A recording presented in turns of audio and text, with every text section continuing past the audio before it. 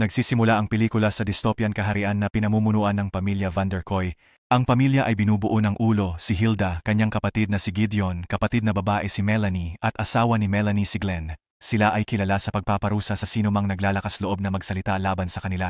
Tuwing taon, isinasagawa nila ang isang seremonya na pagkukupit, kung saan tinutipon at pinapatay sa live television ang Dolfo Revolto. Silipin natin ang batang si Boy kasama ang kanyang ina at kapatid na si Mina, mga magkapatid na gustong maglaro ng arcade games at manood ng TV. Sadyang nasira ang kanilang masayang mundo isang araw nang hulihin sila ng pamilya Koy sa isang seremonya ng pagsasalinlaan. Ina at kapatid na babae ng bata ay binaril sa harap niya. Siya'y sa kabinugbog, tinanggal ang kanyang dila at siya'y ibinitin sa isang puno. Binata akala niya mamamatay na, ngunit biglang dumating ang isang syaman upang iligtas siya. Sa sumunod, natuklasan ni Boy na ang syaman ay miyembro ng kilusan at isang kaibigan ng ina, mangkukulam, tinutulungan siyang harapin ang trauma at turuan sa martial arts. Araw-araw ang batang lalaki ay sumasailalim sa matinding pisikal at mental na pagsasanay upang patayin si Hilda. Bilang bahagi ng pagsasanay, kumakain siya ng insekto sa ilalim ng lupa, humihinga gamit ang kawayan, bingi at pipi siya kaya natutunan niyang magbasa ng labi para maunawaan ang iba. Sa panahong ito, bata Mrs. Mina na siyang suporta niya. Sinabi ng shaman na kalimutan ang nakaraan, bagaman nakalimutan na ni Boy ang karamihan, hindi niya matiis kalimutan ang kapatid niya. Madalas siyang magkaroon ng hallucinations na kinakausap siya, nagbibigay inspirasyon sa kanya na tuparin ang kanyang misyon. Ang eksena ay nag-cut sa maraming taon mamaya kung saan si Boy ay naging binata at naglalaban kasama ang kanyang tagapagturo. Malamang si Skarsgård ay tinanggap ang papel na ito para mapanatili ang kanyang 8-pack. Dahil sa pagsasanay, pinalakas ni Shamin ang katawan niya at malapit na siyang manalo. Gayunpaman, sa huling sandali siya ay naguluhan sa panghalusinasyon ni Mina at natapos na matalo muli. Ito ay nagdisappointa sa mangkukulam at sinasabi niya na si Boy ay hindi pa handa. Isang hapon, pumunta ang dalawa sa bayan at nakilala ni Boy ang isang mabait na nagtitinda ng bulaklak. Ibinigay niya sa kanya ang isang bulaklak at labis siyang nagalak sa unang pagkakataon na naging mabait sa kanya si lalaki. Ngunit sinira ng sundalo ng gobyerno ang kanilang sandali nang umatake siya sa mga residente. Nakakita sila ng mga tao para sa paparating na seremonya ng pagmimisa. Sinabi ng batang nagtitinda ng bulaklak kay Boy na mahal niya ang pag-aayos ng bulaklak at binigay ni Boy sa kanya ang lumang Pennywise. Nagtago agad ang mangkukulam at batang lalaki nang mapansin nila ang royal na pumipili ng mga tao para sa susunod na yugto ng pagpatay. Makaraan ng ilang sandali, isang babae sa karamihan ang galit na sumigaw kay Glenn at tinawag siyang tuta ng pamilya Koy. Nagalit siya, pumutok ito sa kanya, ngunit nauwi sa pagkamatay ng iba. Nagsimula ang kaguluhan ng atakihin ng mga residente ang mga opisyal. Si Gideon ay napilitang dalhin ang mamamatay tao na nakasuot ng helmet na may pangalang June 27. Sinong pumatay sa lahat nagdudulot ng problema. Sa huli, 6 na tao na lang ang natira para sa seremonya. Nakakita ng masasakit na alaala ng nakaraan ng batang ito sa Russian at nagpasya patayin si Hilda at seremonya ngayong gabi. Pinapaalalahanan siya ng shaman na hindi pa siya handa, ngunit binaliwala ni Boy ang payo at hinabol si Glenn at ang iba. Habang ang grupo ay naiipit sa trapiko, pumapasok siya sa baul ng kotse ni Glenn at nagtatago kasama ang patay na katawan. Magkasunod na dumating sina Glenn at Gideon sa bodega. Hinarap sila ng galit na si Melanie. Galit siya sa kanila sa pagiging sanhi ng masaker at hindi man lang nagtipon ng 12 tao para sa pagsasala. Ang dalawang lalaki ay nagtuturo ng sisi sa isa UZ-1 2071, ngunit inutusan silang kunin ni Melanie ang 6 na tao sa kalsada para sa seremonya. Lumalabas si Boy mula sa ilalim ng bagahe ng kotse at naglalakad sa bodega. Siya ay napalingon sa pangitain ni Mina na nagdulot sa kanya na lumitaw sa harap ng mga sundalo. Iniabot nila ang baril sa kanya, ngunit ginamit ni Boy ang kanyang kakayahan upang tapusin ang mga ito. Kahit gaano karami ang kanyang pinapatay, bumabalik pa rin sila. Ang batang tumakas at napunta sa isang lalaking nagngangalang Basyo. Ang huli ay tila bilanggo at nag-aalok siyang tulungan si Boy na patayin si Hilda kung iaalis niya ang kanyang posas. Ang batang nag-aalinlangan sa simula, ngunit sa huli nagpasya siyang palayain. Pagkatapos nito, magtutulungan sila at papatayin ang lahat ng mga sundalo sa bodega. Sila'y kumuha kay Glenn at sinimulan siyang pahirapan. Sa panayam, ipinakita niya na si Hilda at ang buong pamilya ng Koy ay magiging sa mansyon upang ipagdiwang ang seremonya ng pagpili. Humihiling si Glenn na palayain siya, sinasabing hindi siya masama tulad ng iba pang miyembro ng pamilya. Nag-aalok pa siya ng tulong para makapasok sila, ngunit nadulas si Basyo at nadaganan niyo ang mukha ni Glenn, na nagresulta sa kanyang pagkamatay agad. Matapos ito, ang dalawa ay nakatakas at dumating sa lihim na lokasyon ng revolusyon. Biglang hinawakan si Boy ng baril ni Benny, ngunit pumagitna si Basyo at ipinaliwanag na siya ay kaibigan. Yakap ang dalawang lalaki at nagtataka si Basyo kung saan. Ibinalita ni Benny na ang mga autoridad ay nanghuli at pinatay silang lahat.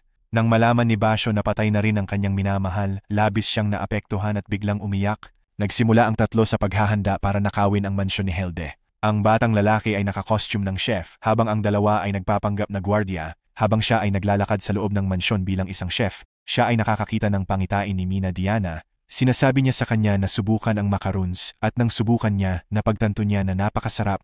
Yung batang yon ay hindi pa nakakain ng mas masarap na pampatamis. Patuloy siyang kumakain ngunit lumalapit si Basyo sa kanya ng mabilis at ipinaalala sa kanya na huwag magpadala sa distraksyon. Si Boya ay naglabas na ng kanyang kiliti, kaya't handa na siya ngayon. Sa susunod na eksena, pumunta si Boy sa kusina at hinubad ang uniforme. Napansin siya ng ibang manggagawa, kaya kinuha niya ang mga kutsilyo at nilabanan sila. Siya rin ay gumagamit ng kagamitan sa pagkakayod ng keso upang saktan ang kanilang balat. Matapos patayin ang lahat, pumunta si Boy sa dining hall at tinaga ang leeg ng bantay. Nang makita niya si Hilda sa puno ng mesa at agad na tinadtad ang kanyang ulo sa isang sipa, habang ang Ibayu 027Y sumisigaw sa takot, ang bata ay kumuha ng ulo na naputol, subalit napagtanto na hindi ito si Hilda. Sa sandaling iyon, lumitaw si Gideon kasama ang mga sundalo at sumigaw na alam niyang may magtatangkang pumatay kay Hilda, kaya U00270 itinayo niya ang bitag. Tinawag niya si June 27 na lumaban kay Boy. Nagsimula ang dalawa sa suntukan hanggang makakuha si Boy ng kamay at tanggalin ang kanyang helmet. Kapag siya ay nakakakita ng tunay na mukha, siya ay nalilito. Kilala ko ba siya? Akala ko ba mainit siya? At agad siyang pumalo sa kanya. Makaraan ng ilang sandali, si Boy ay nagising na nakatali sa upuan na may Hunyo 27 sa harap niya. Itinanong sa kanya ang lokasyon ng mangkukulam at nangakong pakakawalan siya kung tutulong. Gayunpaman, hindi handa ang ating bayani na taksilan ang kanyang mentor, kaya lumisan ang babae sa pagdismaya. Lumapit si Gideon at sinabing natakot si Hilda sa mangkukulam, kaya't patuloy siyang pumapatay. Mga inosenteng tao, sabi niya, pagod na siya sa lahat ng pag-aaksaya ng dugo at nais niya itong itigil. Ipinamamanhik ni Gideon kay Boy na gawing mas madali at humihingi ng address ng mangkukulam, ngunit muli itong tumanggi. Walang ibang pagpipilian, dinala ni Gideon siya sa silid ng eksekusyon. Agad pagkatapos, itinali si Boy sa shot collar sa leeg. Lumapit si Melanie at sinabi nagkamali siya sa pagpatay sa kanyang asawa. Siya ay saka sinasabi na gagawin niya siyang halimbawa at dadalhin siya sa set. Agad lumitaw si Hilda sa entablado at nagtalumpati. Nagsisimula ng maayos ang lahat, ngunit agad siyang nawawala ng katinuan at itinutok ang baril sa mga tao. Ngunit bago siya makapinsala, mabilis lumapit si Melanie at dinala siya palayo. Matapos ito, nagsisimula ang seremonya at nagsisimulang patayin ng mga mamamatay tao ang mga tao isa-isa. Nang makaramdam ng takot si Boy na hindi siya makatakas, biglang naalala niya na mayroong Gideon na nag-abot sa kanya ng lihim. Scalpel. Noon, ginamit ito ni Boy para maputol ang tali at tumakas. Ngunit handa si Melanie at pinagana ang elektrikong kuwelyo na nagpangamba sa kanya. Isang grupo ng duwende ang nagbuhat kay Boy at inilagay sa isang mesa. Isang lalaki nakadamit kambing ang lumitaw at naghandang pumatay sa kanya gamit ang martilyo. Ngunit siya ay nauuwi sa pag-atake sa mga elves at natutuklasang si Basyo. Sumulpot si Benny sa entablado at iniabot kay Boy ang bariles na baril. Nagkaisa ang tatlo at sinimulang labanan ang mga sundalo ng magkasama. Sa gitna ng kaguluhan, lumapit si Melanie sa entablado at sinubukang barilin si Boy. Ngunit pumagitna si Benny at siya ang tinamaan ng bala. Ang ikaapat na lalaki ay malubhang nasugatan at namatay sa bisig ng batang lalaki. Sinamantala ni Melanie ang pagkakataon upang barilin si Basyo. Ang batang lalaki ay agad na tumakbo sa entablado at agad na sinugod siya gamit ang isang maskota ng pinya bilang kalasag. Pagkatapos nito, itinali niya ito sa kanyang bahagi, ngunit iginiit niya ito lamang. Tumaas ang kanyang TV ratings. Inihamon ni Melanie siya na gawing martyr siya sa live na telebisyon. Lalaki sumusunod at binabasag ang kamera sa mukha, agad namatay. Habang umaalis ang kamera, nakikita natin ang kanyang katawan bumagsak sa lupa na tinusok ng mga metal spikes. Sumunod si Boy sa labas sa mga pasilyo at natuklasang higa si Gideon sa sahig. Ibinunyag ni Gideon na binaril siya ng kapatid niyang si Melanie dahil sa pagtataksil. Ibinigay niya kay Boy ang keycard na magbibigay access sa bunganga kung saan nagtatago si Hilda. Ang bata ay pumapatay sa kanya, ngunit lumitaw ang pangitain ni Mina at nag-utos na huminto. Sabi niya tinulungan siya ni Gideon nang walang ibang tumulong. Ngunit sinasabihan ni Boy na hindi siya totoo at patay na ang kanyang kapatid. Kapag sinabi niya ito, nawawala ang halusinasyon, sinadyang pinugutan si Gideon ng tabak. Pumunta siya sa bungkahan kung saan nagtatago si Hilda. Sumusulpot siya sa pinto at nagbabala na kung papasok siya, mamamatay siya ng walang dahilan. Ngunit bata at hindi ito para sa walang katuturan at ipinapakita ang isang drawing ni Mina noong kabataan. Nabigla si Hilda sa larawan at biglang pinutol ang live feed. Pagkatapos nito, binuksan ng batang lalaki ang pinto ng bunker at hinarap siya ng grupo ng sundalo, ngunit hindi sila namaril. June 27, nagpapakita na si Hilda ay naghihintay sa kanya. Iniwan ng bata ang tabak at pumasok sa marangyang living room. Napahinto siya roon, nagulat nang makita ang kanyang sariling kabataan sa malaking larawan ng pamilyang Koy. Sa sandaling ito, bumalik ang mga alaala at sa wakas na alala niya na si Hilda ang kanyang.